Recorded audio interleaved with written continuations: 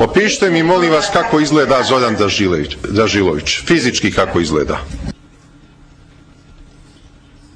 Pa, to je čovjek koji je imao bradu tada, normalno je pričao,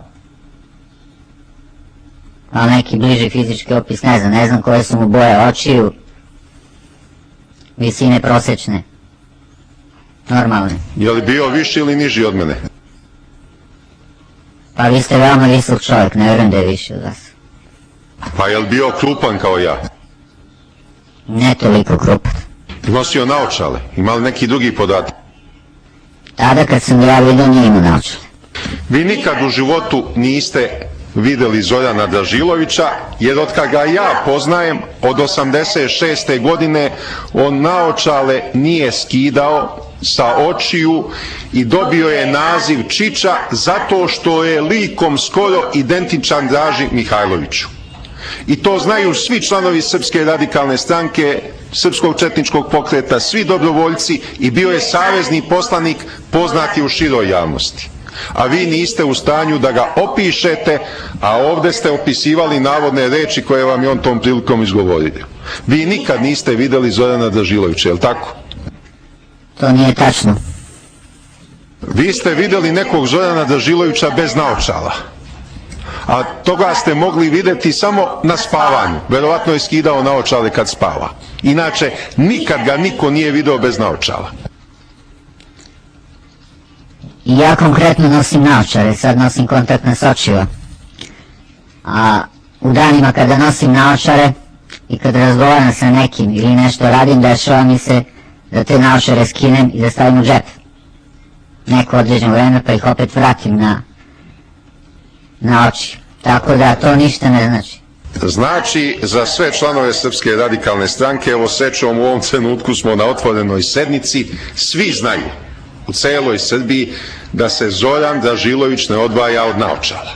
Evo, to svi znaju, ali nećemo se na tome zadržavati. Recite mi, molim vas, kako izgleda članska legitimacija Srpskog četničkog pokreta koju ste navodno dobili od Dražilovića? Koliko se ja sjećam, po mom najboljem sjećanju, to je kao vizit karta, te otprilike veličine bele boje, na kojoj je pisao Srpski četnički pokret, mislim da je bio i grb, redni broj, ime i prezime. Koje boje je bio tekst na toj članskoj karti? Ne znam, da li je bio plave ili crne, ne znam. A kad vam ja sad kažem da je 92. godine već bilo uveliko prestalo izdavanje članskih karata Srpskog četničkog pokreta i da su izdavane samo članske karte Srpske radikalne stranke, šta vi na to, kakav vi komentar dajete? Ja člansku kartu Srpske radikalne stranke nikad nisam vidio, a ovo je bila članska karta Srpskog četničkog pokreta. A što niste sačuvali tu člansku kartu Srpskog četničkog pokreta, zaista bi ona bila ovde veoma dragocena u sudnici. Pa ja tada nisam znao da ću biti pred ovakvim nekim sudom, inače sigurno bi je sačuvao. Dakle, nemamo dokaz u vašoj vojnoj knjižici, nemate člansku kartu Srpskog četničkog pokreta, a zašto vašeg imena nema nigde u evidenciji Srpskog četničkog pokreta? Ja imam po tom pitanju izjave Ljubiše Petkovića i Dušice Nikolić koji su to proverili. Ja ne znam šta bi vam na to odgovorio. Znači, ja tvrdim da sam član, da sam učlanjen, da sam upisan tamo u toj kancelariji, a zašto toga nema?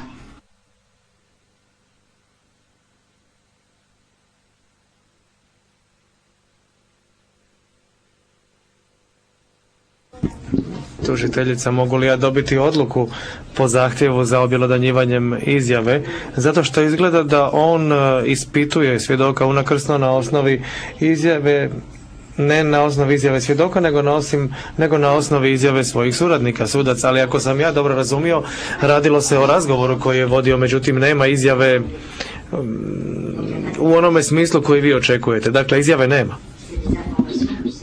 Dakle, radi se samo o informacijama koje su mu njegovi suradnici dali, radi se o usmenim informacijama, a dokumenta nema. Ja sam ubeđen da su oni uzeli pismenu izjavu i overili je, ali ja nemam tu izjavu. A kad je ja nemam, ona se ne može ni obelodaniti. Bien. Dobro. Dakle, nema je. May I ask if he Tužiteljica. Mogu li ja zatražiti sljedeće? Ako dobije tu izjavu, neka je objelodani, a ako će unakrsno ispitivati svjedoka, onda ne bi trebao implicirati da ima nešto što nema. On može voditi unakrsno ispitivanje o podacima, ali pripisivati to nekom drugom izvoru mislim da nije pravično prema svjedoku ili se mora otkriti koja je osnova informacija. Sudac Antonetti, da.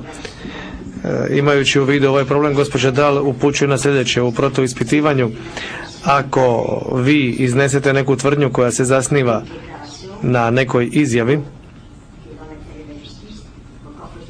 onda i u interesu pravde je potrebno imati taj dokument da se prijeđe na poluzatvorenu sjednicu, te da se zadnji dio koji počinje riječima Rudnik redigira. Nakresno ispitivanje ako me budete tako maltretirali.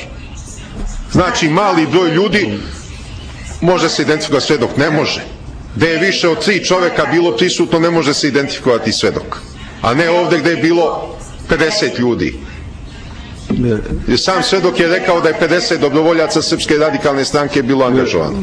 Monsieur Seychelles, Gospodine Šešelj, malo prije sam vam rekao, dovoljno je da neki sposobni novinar ovo sluša, može vrlo lako identificirati svjedoka. Dakle, pazite, to bi bilo sve. Profesionalac vam govori o tome. Za sada je bolje redigirati taj dio zapisnika, tako da nikome ne naštetimo. Nastavite, molim vas.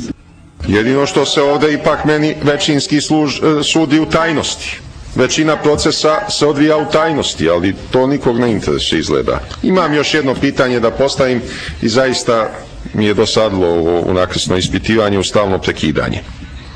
Vi ste, gospodine, dali 2 izjave 2003. godine, gde pominjete svoje učešće u ratnim dejstvima na Ilići. U ove 2 izjave vi nigde ne pominjete Branislava Gavrilovića Brneta, a onda u izjavi iz 2006. godine ga pominjete da ste se s njim sreli,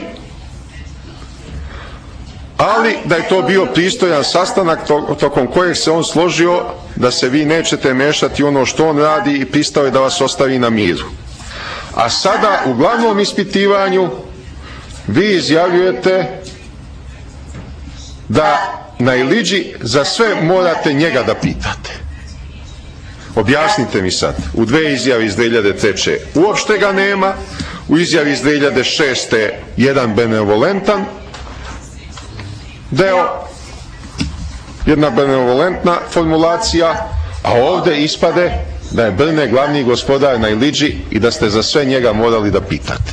Kako je došlo do tog razvoja u vašem misaonom procesu? Madame Dal. Gospođo Dal. I'm sorry to interrupt. Tužiteljica, oprostite što prekidam, časni sude, ali ovo je stvar o kojoj se ranije razgovaralo na poluzatvorenoj sjednici, dakle i unakrsno ispitivanje mora biti na poluzatvorenoj sjednici. Cette question, Sudac, da, ovo pitanje je bilo obrađivano iza zatvorenih vrata.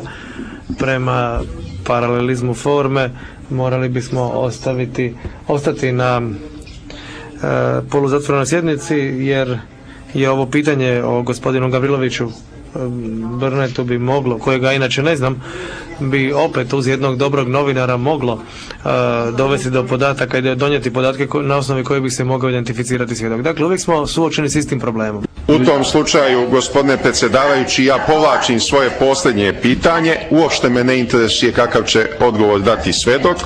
Insistiram da se odgovori ne daje i završio sam unakrsno ispitivanje jer smatram da je ono postalo besmisleno.